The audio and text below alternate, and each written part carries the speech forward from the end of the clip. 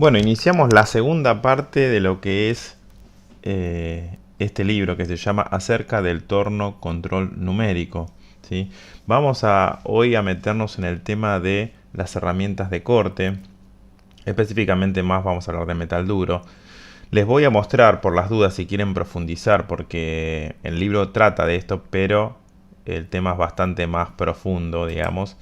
Está este video, selección de insertos de metal duro entorneado, disponible en YouTube. Y podrían, si quisiesen, dura más o menos, sí, casi unas 3 horas, digamos. No recuerdo específicamente, o sea, el contenido además de todo lo que vimos. Es una barra de interior. 25 es el Vamos a tamaño de la repasar un barra. poco acá, ¿sí? Esto es lo que vamos a ver hoy. Pero quiero ver el alcance que le terminé dando porque, lógicamente, con esta duración de tiempo... Ah, ok. Sí, en este video se encara perfectamente una selección completa y la corrección de la velocidad de corte, que es algo sumamente importante. Primero, generar que el inserto o la placa corte el material de manera correcta, quiere decir, en el caso de torneado, que se corte la viruta. Después de eso, trabajar sobre la durabilidad. Para que se corte la viruta, tenemos que cumplir dos condiciones, que es la de profundidad y avance, ¿sí? Vamos a buscar en un catálogo como para que nos orientemos respecto de esto y después vamos a seguir avanzando sobre el libro. Recién hablábamos de la importancia de que se corte la viruta cuando estamos torneando. Lo habíamos un poco conversado en el video anterior, incluso cuando habíamos comentado la existencia de este nuevo sistema que es el HPC, que por medio de un sistema de alta presión de inyección de fluido refrigerante se favorecía el corte de la viruta. Bueno, entonces, cuando uno selecciona un inserto o placa de corte, que son similares a esta que se ven acá, este pequeño gráfico, lo que debe asegurarse es que el avance que uno le cargue en la máquina, en nuestro control numérico, y la profundidad, esos valores se corten, es decir, se unan. En este caso, supónganse, yo decido ponerle 0,5 de avance, tiro una vertical y después 4 de profundidad. Lógicamente, al intersectarse esas dos rectas que yo tiro desde acá y desde acá, en un punto que está contenido dentro de esta región. Esta región es en la que va a funcionar lo que se llama el rompeviruta, que es la geometría de esta zona, ¿sí? En realidad esta zona es el rompeviruta, ¿sí? Lógicamente que esta placa de inserto se puede rotar y poner en varias posiciones, pero la idea cuál es, que si nosotros las condiciones de corte que establecemos para nuestra máquina caen sobre esta región, dentro, digamos, dentro de esta región, lo que va a pasar es que el fabricante nos garantiza o nos dice que se va a cortar la viruta, ¿sí? Y lógicamente que en el torneo eso es estrictamente necesario, ¿sí? Lo mismo ocurre en este caso. Este es un gráfico de un inserto que es o placa de desbaste, porque tiene la letra R detrás, ¿sí? Y acá estos dos tienen la letra F, que significa de finishing, y las regiones ya son más pequeñas. Fíjense que cambian mucho los valores de los avances y los valores de profundidad se reducen. La W en este caso no sigue tanto esa regla porque son los insertos que conocemos como Wiper, que bueno, ya los nombramos y dijimos que merecen como una sección aparte, pero vamos a tratar de explicarlos con el PDF lo mismo. Para que se corte la viruta tenemos que nuestras condiciones de corte tienen que estar dentro de esta región, ¿sí? Entonces esta es la importancia de las selecciones, la selección de las condiciones de mecanizado cuando tenemos una herramienta de metal duro determinada. En el video anterior habíamos dejado en esta instancia, que es en el tema de las herramientas, ¿sí? Habíamos dado un enfoque al tema de las coordenadas y demás, y ahora nos tocaba conversar sobre las herramientas que vamos a utilizar y además el material el material principal de la cual ellas se componen. Entonces, vamos a ver los tipos de herramientas que vamos a generar, que necesitar para aplicar una operación de torneado.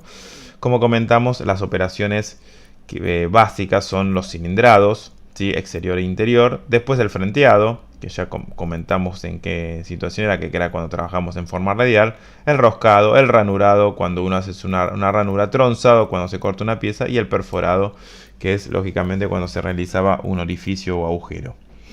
Entonces las geometrías de los insertos que vamos a usar para todas estas operaciones están bajo una norma que es la ISO 1832, ¿sí?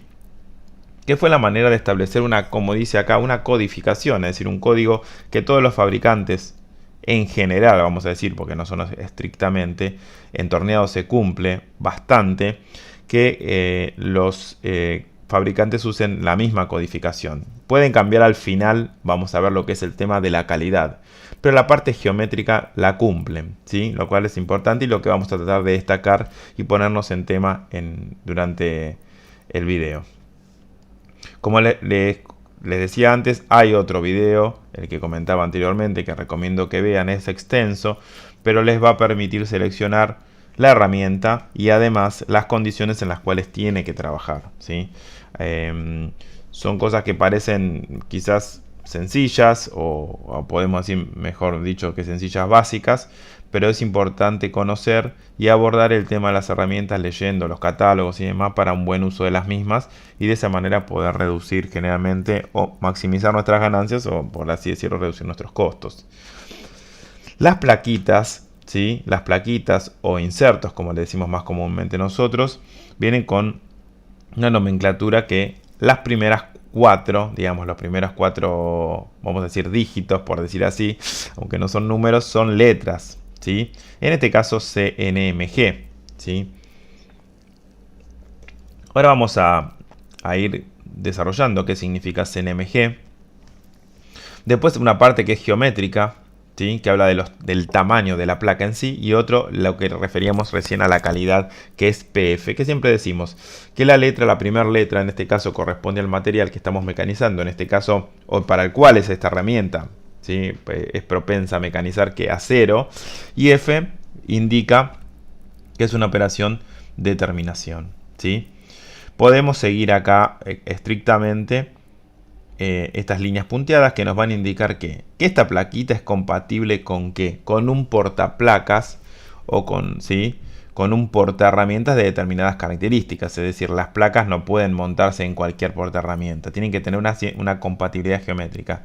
Simplemente estas líneas que marca, este es un catálogo del fabricante Sandvik, nos viene a demostrar cómo podemos seleccionar lo que es una placa de una determinada geometría para poder hacerla encajar o funcionar con un determinado portaplaca. Es decir, tenemos que comprar un portaplaca que sea compatible con la plaquita que nosotros necesitamos. Inicialmente siempre vamos a seleccionar la placa por su forma, ahora vamos a ver más adelante, pero después el portaplacas aparece como un complemento, y que no es un complemento aislado, sino que trabajan juntas, ¿sí?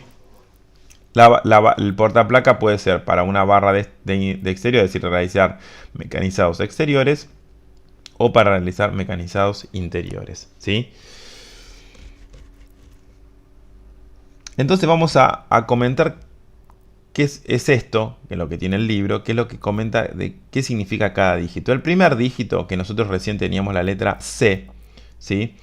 Nos indica que la placa tiene un ángulo, como ven acá, de 80 grados. Vamos a ponernos con el catálogo de Sandvik, que es algo más colorido. Nosotros, por cuestiones de costo, decidimos esta parte hacerla en blanco y negro en el libro. Y vamos a ir repasando qué significa cada una de las letras, ¿sí?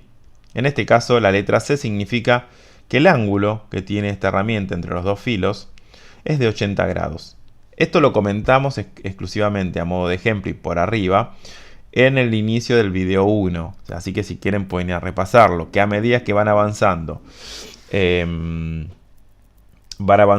las herramientas en ese mecanizado, y ahora podríamos volver a ponerlo exclusivamente ese video del torneado, de ir comentándoles qué tipos de placas tienen. Entonces, si la nomenclatura de mi placa comienza con una letra C, es que tiene un ángulo de 80 grados entre los dos filos que posee.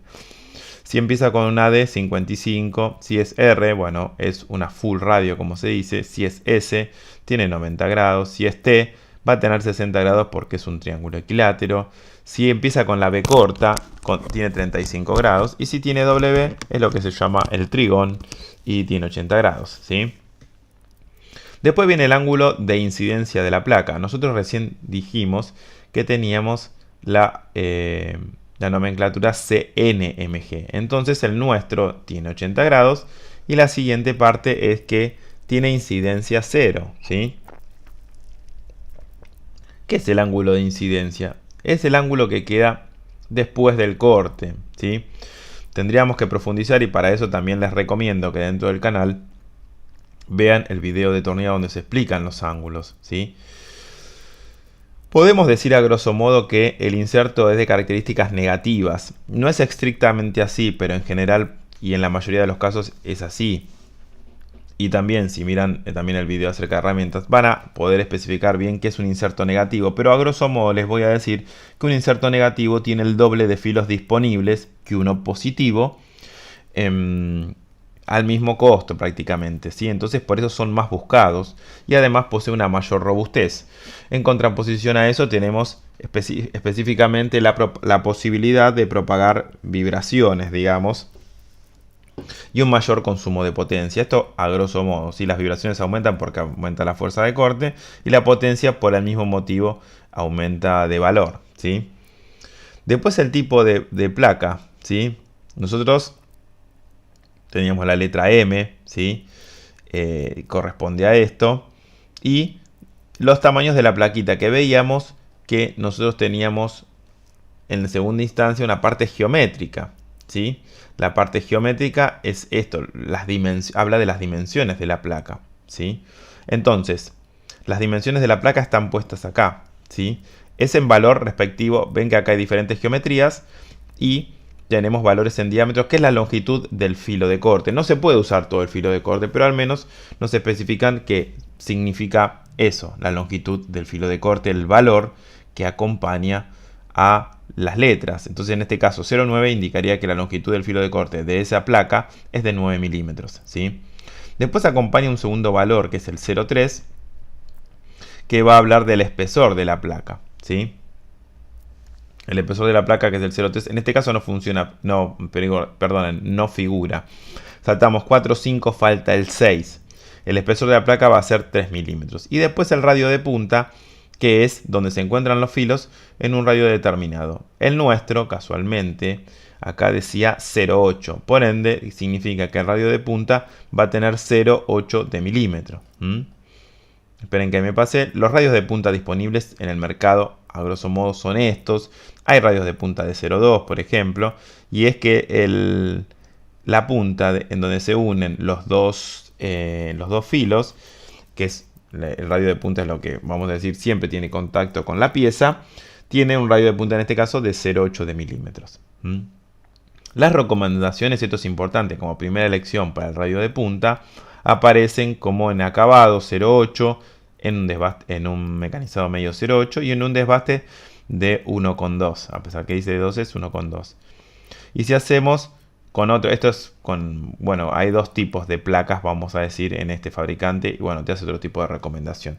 Lo general es usar siempre 0,8. A veces puede ser que en torneados interiores usemos 0,4 para reducir las fuerzas de corte y de esa manera trabajar sobre la flexión que me hace la herramienta, pero no queremos meternos en ese tema, ¿sí? Y bueno, después las últimas siglas, hablábamos del tema de de para qué se usaba el inserto o la placa. PF, que es para acero, por la P, y la F para terminación.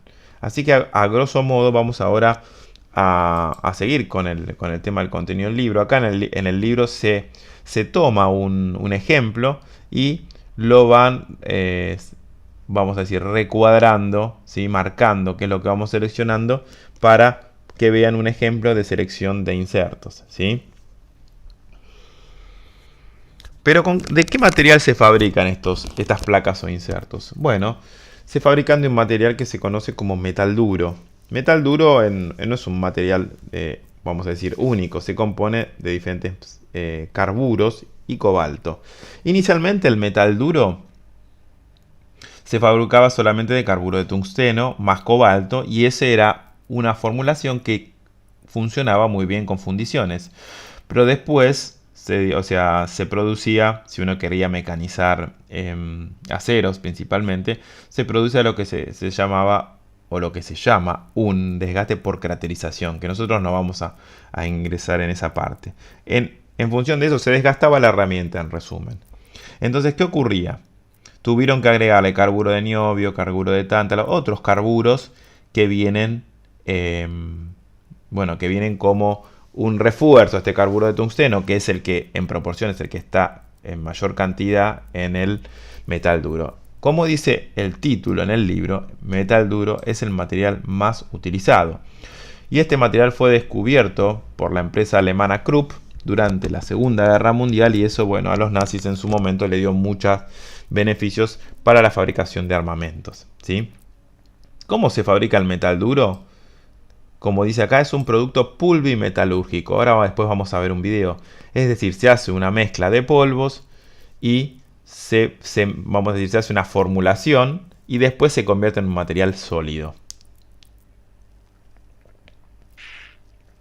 Vamos a ver cómo es la fabricación ahora en un video, pero como le decíamos, se genera un polvo, después se hace un prensado, después del prensado, ¿sí?, se va a someter a un proceso de sinterizado y después vamos a ver cómo se les da. Sinterizado consiste en que, como el carburo, como habíamos dicho, hay una sucesiva cantidad de carburos, pero habíamos dicho carburo de tungsteno principalmente, más cobalto, ¿sí? El cobalto es el que cuando se mete en el orden de sinterizado, como dice acá, a unos 1400 o 1600 grados centígrados, el cobalto se disuelve, vamos a decir, se supera su punto de fusión, entonces se convierte en estado líquido y lo que va a hacer es mantener, vamos a decir, unidas las partículas de carburo de todos los carburos, no solamente el carburo de tungsteno que se encuentra en lo que es la composición de esta herramienta de corte, ¿sí? Y después vamos a verlo también en el video, después de esta operación se reduce en un volumen hasta de un 50%, ¿sí? Artificialmente se hace, a veces a las placas de metal duro se le hacen tratamientos, ¿sí? Tratamientos superficiales, y después lógicamente se los somete a algunos procesos de mecanizado. Vamos a buscar este video particular del cual tenemos, que es del fabricante Sandvik, para ver cómo se fabrican los insertos de metal duro que usamos para torneado.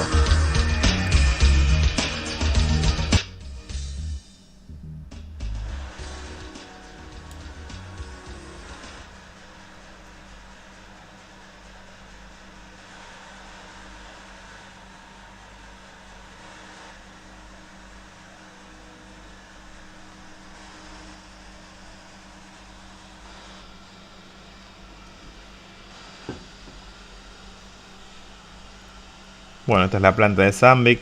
Lógicamente su fórmula, por así decir, secreta. Y se procede ahora, vamos a ver, a la obtención del polvo, ¿sí? Todo esto lógicamente son elementos minerales, ¿no?, que están en la naturaleza, que se provienen de una mina.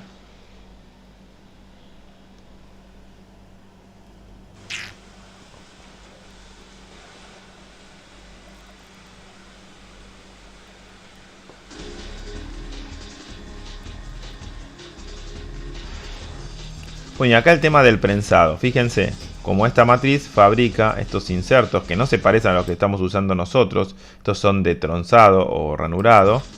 Pero fíjense cómo el polvo, bueno, está contenido en ese lugar, como para, no lo ponen lógicamente, lo pone una máquina. Y los van ubicando en esta zona para enviarlos al horno de sinterizado, que es el proceso que viene a continuación. O sea, acá hay una matriz. Esto coloca el polvo. Y después van a este horno de sinterizado, donde van a ser, en ese momento hasta ahora es como un polvo prensado solamente. Y dentro de este horno van a poder someterse al proceso de sinterizado y ya quedar como un sólido compacto.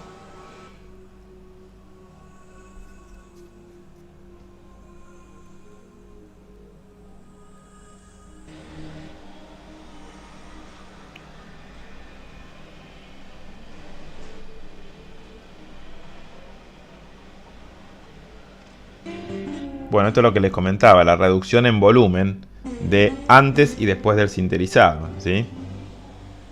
Después, lógicamente, se le da a la mayoría, se le da una forma, o sea, retoques en su forma geométrica, ¿sí? Algunos más y otros menos dependiendo de las prestaciones de cada placa o inserto, ¿sí?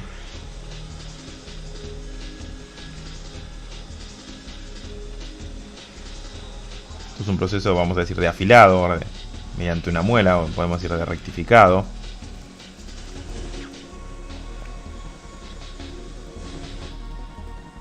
Un lavado.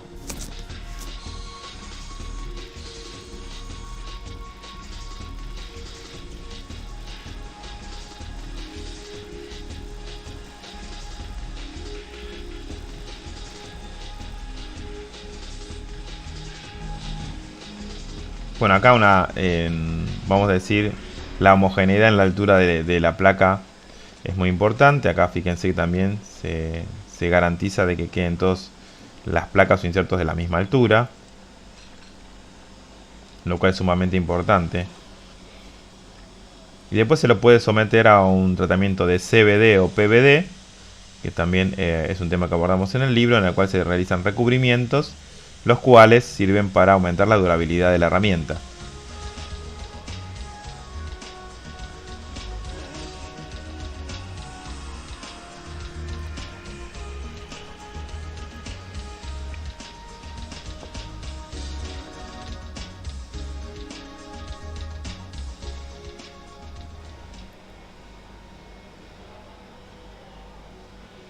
Ahora van a ver cómo cambian de color, vamos a decir así. Cada uno de estos recubrimientos de CVD o PVD tienen un color característico. El más común, el que vimos, es el de nitruro de titanio, que es amarillo. Parece fue uno de los primeros que apareció, pero ahora hay algunos de nitruro de titanio aluminio que son más oscuros, por ejemplo, y funcionan muy bien.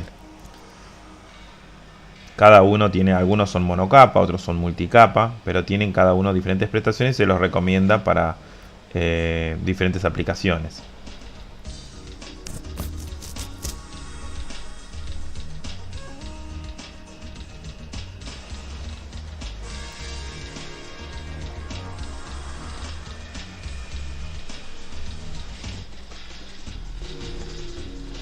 Bueno, acá ya vamos a decir así, el envasado de los insertos, que es muy importante. Bueno, este es el control dimensional, ¿no?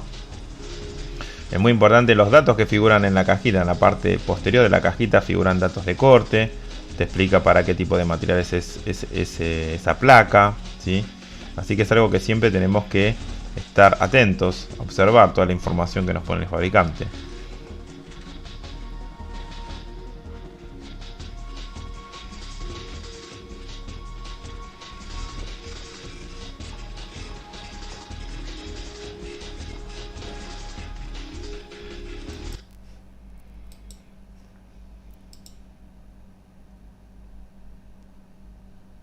Bueno, vamos a abordar ahora el tema de la clasificación de los metales duros.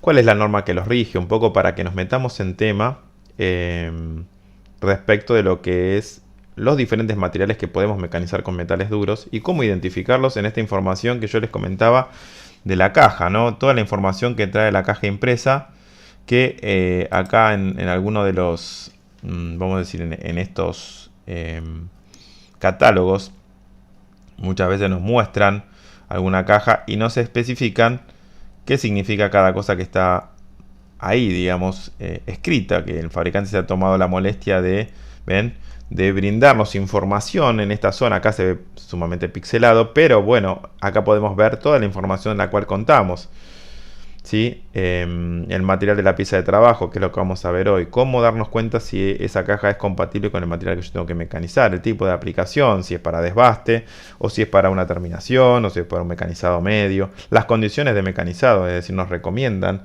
en qué parámetros de corte tenemos que estar, ¿sí?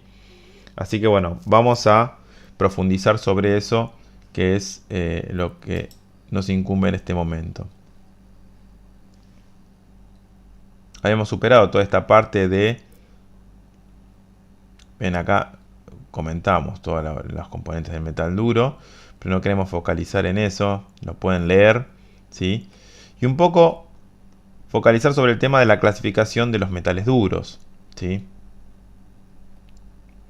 Lo que podemos hablar de la clasificación de los metales duros es que está normalizado bajo una norma ISO, ¿sí? Y es exclusivamente, como decimos, para metales duros, ¿sí? La norma ISO atañe todas estas letras, la P, la M y la K. Inicialmente eran las únicas 3 letras. Y después aparecieron la N, la S y la H, que ahora vamos a explicar de qué se trata, ¿sí? Lo principal es saber de que la letra P, por ejemplo, es para ceros, ¿sí? Y que además de la letra P siempre vamos a ver que nos acompaña un número. Ese número, en lo que es la clasificación de mi herramienta, que es lo que aparece siempre al final de nuestra denominación, cuanto más grande sea ese número, más tenaz va a ser la herramienta. ¿Qué significa que va a ser tenaz? Que va a tener la capacidad de resistir cargas variables o, vamos a decir, choques, por así decirlo, ¿sí? Lo habíamos marcado en el primero de los videos cuando hablamos de corte, algo que se llama corte interrumpido. Cuando no tenemos corte interrumpido, podríamos llegar a trabajar con un número muy bajo, en este caso 0,1, ¿sí? Si fuese posible, o P10, si fuese una 0 y tengo un corte de tipo estable. Y si tenemos un corte que es algo inestable, que no puede ser exclusivamente solamente, como decíamos, por la pieza, también puede ser nuestra máquina, que tiene algunos juegos, vibraciones y demás. Simplemente es esa la idea, jugar un poco por un lado, ¿sí? Y está la dureza y en la otra punta está la tenacidad. Entonces movernos en esos rangos como para poder seleccionar la herramienta adecuada. Cuando no sabemos, es decir, cuando no sabemos de cuando estamos iniciando el mecanizado de un material nuevo y demás, generalmente se orienta a estar en un punto de medio y empezar a ver cómo interactúa mi herramienta con mi material, ¿sí? Esta es la diapositiva exclusiva que tenemos en el libro hablando de la clasificación ISO de los metales duros. Y como les comentaba, mayor tenacidad cuando más crece el número, mayor dureza o menor tenacidad cuando baja este número que acompaña la letra. Acá vemos los 6 grupos posibles: la P acero, la M acero inoxidable, la K fundición, la N aluminio, la S aleaciones de titanio y níquel, que se conocen como aleaciones termorresistentes, ¿sí? Que son generalmente de difícil mecanizado, y la H, que para materiales tratados térmicamente, ¿sí? En este caso dicen materiales templados, lógicamente tratados térmicamente, en los cuales se les agregó dureza. Por ejemplo, antes no podíamos tratar materiales templados y hoy se pueden tornear materiales templados utilizando placas que tengan en su código al final la letra H, ¿sí? Como ven, algunos pueden ir del 1 al 50 y otros pueden ir, por ejemplo, el que menos, del 1 al 30. Este valor indica que una composición tiene menos cantidad de cobalto, es decir, si estamos más a la izquierda, y más cantidad de cobalto que le da tenacidad hacia la derecha. No hablan de porcentaje ni nada, sino un proporcional de cobalto que tienen nuestras herramientas de corte, ¿sí? Entonces un poco los colores también son asociados a los materiales. Como ven, estos colores están normalizados.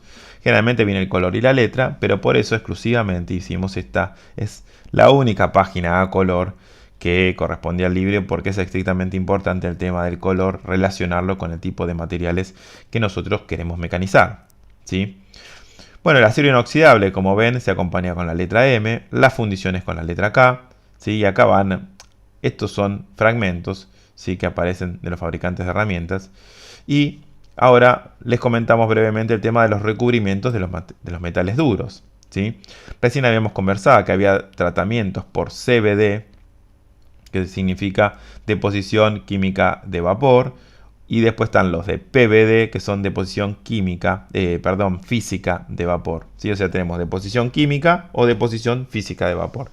Son dos tipos de recubrimientos diferentes, dos formas. Los recubrimientos son iguales a simple vista, ¿no? Lógicamente tienen diferentes prestaciones unos de otros, ¿sí? Son capas que pueden ir, por ejemplo, que pueden llegar a un total de, o multicapas de 2 centésimas, es decir, de 0,02 de milímetros, como para que tengan una idea. ¿Y para qué nos sirven estos recubrimientos? Por eso vamos a ver que algunas herramientas son amarillas, otras son más grises, oscuras, ¿sí? Sirven para mejorar las prestaciones de la herramienta. ¿Qué hacen estos? Me baja el coeficiente de rozamiento de mi herramienta, por ende mi herramienta levanta menos temperatura. ¿sí? Me hacen de aislante, es decir, ¿qué quieren decir? Que cuando habíamos visto la cantidad de calor, que era el 10% del mecanizado, se va a la herramienta, bueno, estos me reducen, me hacen de aislante y permiten como que a la herramienta le lleve menos calor durante el corte, ¿sí? Entonces tienen básicamente esas prestaciones y me mejoran la resistencia al desgaste, lo cual yo quiero que mi herramienta se desgaste lo menos posible y que pueda mecanizar la mayor cantidad de material posible. Entonces, vista esta introducción, con la cual les recomiendo que profundicen con el video que les comentaba anteriormente, para saber bien cómo seleccionar y qué aspectos a tener en cuenta en función del plano pieza que ustedes tienen, podemos empezar a hablar estrictamente de cómo se enumeran las herramientas en lo que es la selección de un elemento en un programa de mecanizado para poder generar una pieza por control numérico computarizado. Entonces nosotros lo que vamos a tener en el torno es una torreta en la cual se montan mis herramientas, es decir, como van a ver en sucesivos videos de tornos control numérico, hay herramientas montadas en la torreta que pueden ser susceptibles de utilización para un programa, un determinado programa. Entonces, ¿cómo se va a seleccionar en un programa el formato? ¿Cómo lo voy a escribir yo en mi programa, ¿no? Por ejemplo, estas son algunas cosas que me habían quedado escritas de ayer. Si yo quiero seleccionar una herramienta, voy a poner, siempre todo queda escrito en mayúscula. Por ejemplo, yo voy a poner T0101. Así se nombra una herramienta en un programa de CNC de tornos. T0101 significa que los dos primeros dígitos corresponden a una posición geométrica en el espacio y 01, los otros últimos dígitos, corresponden a las medidas de la herramienta. ¿Sí? ¿Qué quiere decir esto? Como dice acá, los dos primeros dígitos corresponden a la posición en la torreta. Es decir, si yo tengo una herramienta que es 01, es esta. ¿Por qué? Porque está metida en la posición 1 de la torreta. Todos los tornos vienen con números y entonces en la posición 1 va esa herramienta. Y si dijese como acá T03, estamos hablando de esta herramienta y no de esta. Es una manera de llamarla, ¿sí? Porque todas estas herramientas están disponibles para uso. Pero yo a la máquina le tengo que decir, yo quiero usar la 1, yo quiero usar la 3, quiero usar la 4. Y de esta manera cargamos en el programa de control numérico estos números. Después hay dos dígitos más, los últimos dos como habíamos comentado. ¿Y corresponden a qué? A la tabla de offset geométricos, que más adelante en otros videos vamos a ver su aplicación, que corresponden a las dimensiones de una herramienta. Cada herramienta tiene dimensiones propias, es decir, influyen no solamente en la herramienta en sí, porque no es que una herramienta va a ser siempre igual los valores que yo tenga. Porque si yo la monto un poco más afuera, un poco más adentro, en el torno en sí, voy a ver que tengo variaciones. Entonces, la tabla de los offset de herramienta, que después vamos a ver un ejemplo, guarda estas longitudes, el XH y el ZH. Esta es una herramienta de exterior y esta es una herramienta de interior. Entonces, esos valores, esas distancias, se guardan en un lugar, ¿sí? ¿Por qué es importante conocerlas? Porque siempre que hagamos un programa de mecanizado, es como si tuviésemos el control en la punta de la herramienta, ¿sí? Por eso necesitamos saber qué dimensiones tiene mi herramienta en los dos sentidos, tanto en Z como en X. ¿Esto cómo se hace? ¿Cómo se obtienen? Se obtienen mediante un procedimiento. Un procedimiento que se llama seteo, ¿sí? Y después la máquina hace sus cuentas y guarda los valores en la tabla de offset geométrico, ¿sí? Entonces nosotros los segundos dos dígitos corresponden a la selección de la fila esta. Recién nosotros hablábamos de que teníamos en el Word la T0101. Bueno, entonces cuando yo la llame, el control va a leer esta línea, porque yo estoy llamando a la línea 01. Si yo hubiese puesto T0102, va a llamar a la lista 2. El buen uso hace generalmente que se usen siempre los primeros dos números iguales al segundo. El control no te lo impide, pero es una buena costumbre no mezclar los números. Sí, he visto que en algunos lados los mezclan. Bueno, cada uno puede manejarse como pueda, siempre que la máquina se lo permita. El tema es que generalmente cuando usamos una máquina de manera compartida, es decir, con otro compañero, esta La comunicación, vamos a decir, o la forma de trabajo tiene que estar bien clara entre ambos, porque si no tengo bien medida una herramienta me puede llevar a cabo lo que es una colisión. Una colisión en el proceso de mecanizado, lo cual eso tiene, bueno, después pueden, si quieren buscar, Crash CNC o con esos nombres, ver videos de colisiones de máquinas de control numérico, tanto tornos como fresas, ¿sí? Por eso esto es un trabajo que tenemos que hacer de manera consciente y concentrados y focalizamos en lo que estamos haciendo. Entonces, fíjense que esta tabla guarda los XH, como llamamos acá, los ZH, los radios de punta, acá se guardan los radios de punta de las herramientas, y después se guarda el cuadrante, que después vamos a ver qué es el cuadrante, ¿sí? Es la zona de acción o de trabajo de la herramienta, ¿sí? Ya hablamos algo de los radios de punta, comentamos que se manejan entre estos dos tipos de valores, ¿sí? Y las consecuencias de usar un radio de punta más grande o más chico. Los cuadrantes, ¿qué es? Es esto, los cuadrantes. La forma en la cual trabaja mi herramienta, en qué cuadrante trabaja. Porque la máquina no puede adivinar cómo la hemos montado la herramienta. Entonces le tenemos que dar esa info. Esto va a ser estrictamente necesario si trabajamos con lo que se llama compensación de radio, que se ve casi al final del libro. Si no, este dato podemos no cargarlo en la tabla de offsets, ¿sí? Vamos a ver, por ejemplo, la herramienta que teníamos más arriba, en qué cuadrante trabaja. Fíjense, esta herramienta es esta. ¿Cómo trabaja? ¿En qué cuadrante trabaja? Vamos a ir viendo. Focalicen bien cómo estaba montada. Y trabaja en el cuadrante 3. ¿Ven? Y la herramienta de interior van a ver que trabaja en el cuadrante 2. Esto me da idea de cómo está montado la herramienta o la placa de corte. Vamos a ver, en este caso, ven cómo están posicionados los filos de corte. Quiere decir que trabaja en el cuadrante 2. Las posibilidades, como ven, son varias, ¿sí? Hay 9, vamos a decir 8, perdón, posibilidades de uso, ¿sí? La 1, la 2, la 3, la 4, la 5, la 6, la 7 y la 8 son las posibilidades de corte, ¿sí? En la cual podemos tener los tipos o formas de ataque de nuestra herramienta. Para cuando, repetimos, usemos la función de compensación de radio, ¿sí? Bueno, acá el libro especifica, si no queremos saber esto de memoria, tenemos una regla memotécnica para deducir cuánto es el cuadrante. Hoy, bueno, tenemos la suerte de tener, bueno, en los celulares podemos guardar información y demás. Así que podríamos consultar este gráfico, incluso pueden guardar en PDF el libro en su celular y poder consultarlo si llegase el caso. No vamos a hacer hincapié en esta metodología, pero pueden ustedes leerla del libro y también fijarse. El seteado que habíamos comentado, ¿de qué es el seteado? El seteado es la forma en la cual se ponen a puntos las herramientas, es decir, cómo se descubre la dimensión XH y ZH mediante un procedimiento que se denomina seteado, ¿sí?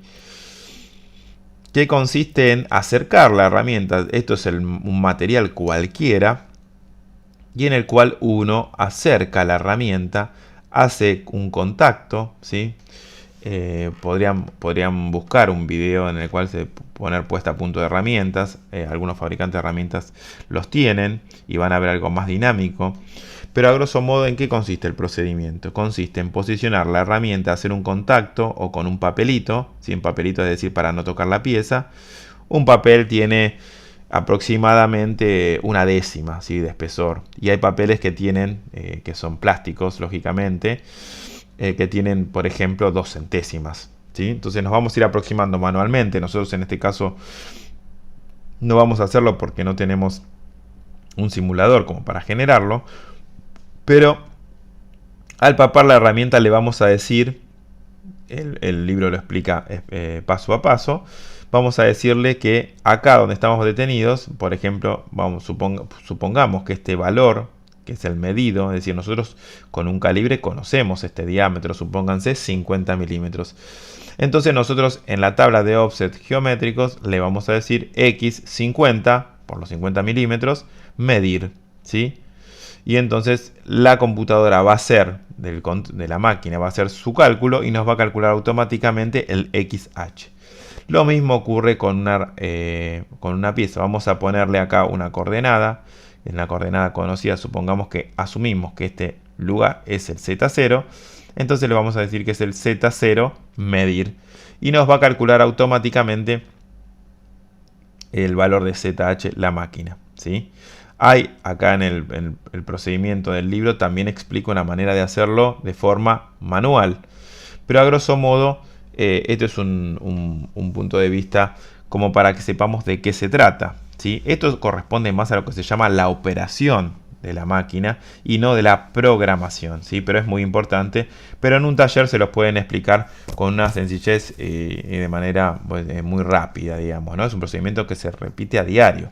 También tenemos lo que se denominan los tool setter, ¿sí? O sistema automático de medición de herramientas. Es este brazo que sale y que nos permite, tiene sensores aquí, nos permite realizar esta medición sin papel, sin piezas, sin nada. Lógicamente que esto es lo que nos gustaría tener a todos, ¿sí? Son sistemas automáticos y acá se ve bien el sensor que tiene un botoncito y viene la herramienta y lo toca, ¿sí? Esta es de un Masaki Integrex, una máquina muy linda, ¿sí? Y de muy buenas prestaciones. Y bueno, acá nos aborda el tema de la experiencia práctica midiendo con un tool setter, es decir, contamos la experiencia que tuvimos utilizando un tool setter, que es este elemento, y que la variación entre poner y sacar un inserto y cambiarlo de posición, es decir, cambiar el inserto porque se nos desgastó en un portaherramienta, nos generó variaciones solamente de 2 centésimas, es decir, lo cambiábamos o de 3 centésimas. Bueno, recordaba mal, es prácticamente... no, perdón, en 3 micrones. Claro, exactamente. Hay variaciones de hasta, pero después, como resultó la diferencia máxima de 3 centésimas. Entonces tendríamos que tomarlo como que si nosotros cambiamos un inserto en si el portaplacas se encuentra generado digamos sin ningún golpe, está en buenas condiciones, lo máximo de variación que podemos tener en una dimensión es de 3 centésimas, ¿sí? ¿Esto qué sirve? Para tener en cuenta lo siguiente, que cuando tengamos operaciones de desbaste no vamos a volver a poner a punto la herramienta, solamente lo vamos a hacer en condiciones de terminación.